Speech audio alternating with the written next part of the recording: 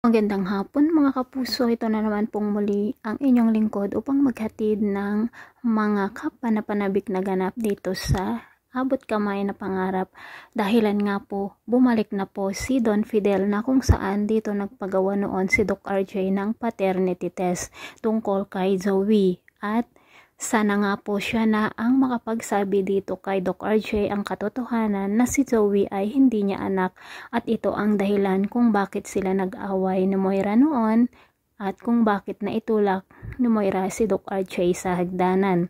Samantala, nang marinig naman ni Don Pepe ang tungkol sa paternity test, ay nagtanong nga siya sa isang doktor, at sinabi nga ng doktor na kapag gustong malaman ng isang tao kung totoo nga bang kadugo niya ang isang tao ay ito ang ginagawa ang paternity test.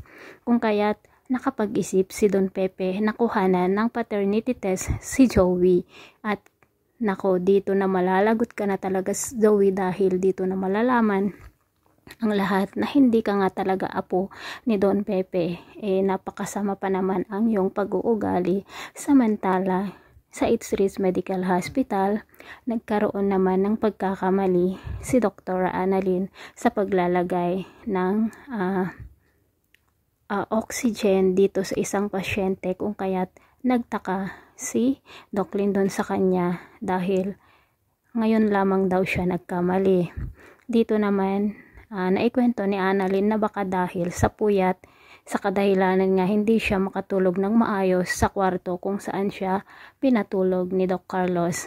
Ito naman ang sinabi niya kay Lynette na dapat magkaroon nga siya ng sapat na tulog, dahil mahirap naman talaga pag mga doctors ang mapuyat, lalo kung may emergency silang pasyente.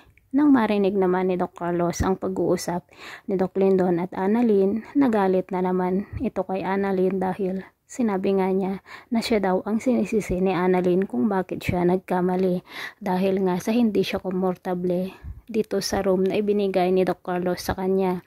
Kawawa naman po ang ating bida mga kapuso, dahil kung ano-ano na lang ang nakikita ni Doc Carlos na dahilan para magalit siya dito, at stalker na yata ni Doc Carlos si Annalyn, dahil lahat ng kilos nito ay sinusubaybayan niya.